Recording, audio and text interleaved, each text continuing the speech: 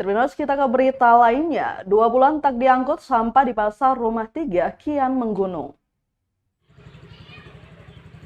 Selama lebih dari 2 bulan, sampah di kawasan pasar Rumah 3 Ambon tak diangkut petugas Dinas Lingkungan Hidup dan Persampahan atau DLHP Kota Ambon.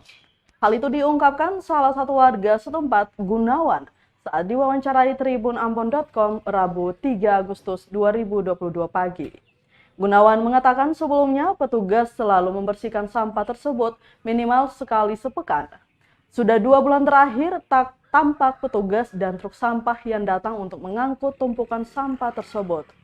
Pantauan tribunambon.com di lokasi, sampah yang menumpuk tersebut menggunung dan meluber hingga memakan separuh badan jalan. Ratusan kantong plastik dan karung plastik berisi sampah pun tak memenuhi jalan sepanjang 20 meter dan separuh dari lebar jalan.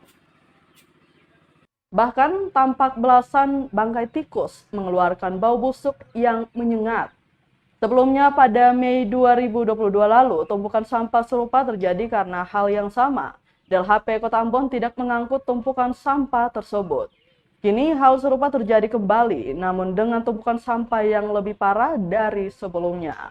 Warga berharap pemerintah Kota Ambon dapat memiliki solusi terbaik agar hal tersebut tidak selalu terulang kembali. Kita mau cari kakak, tapi tahu kakak ini tinggal di mana, kita mau bicara ke kakaknya.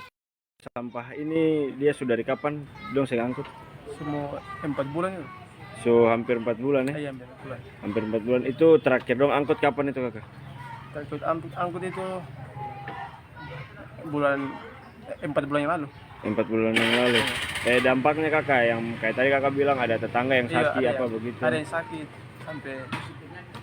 sampai rumah nih sampai sakit batu-batu, ada yang sampai flu. Ada yang flu, demam berdarah juga ada. Terus masalah lingkungan kayak banjir begitu. Ya banjir nih. Kalau hujan kayak tadi malam hujan kuat. Ini banjir pun. Hampir sampah nih. Ayo.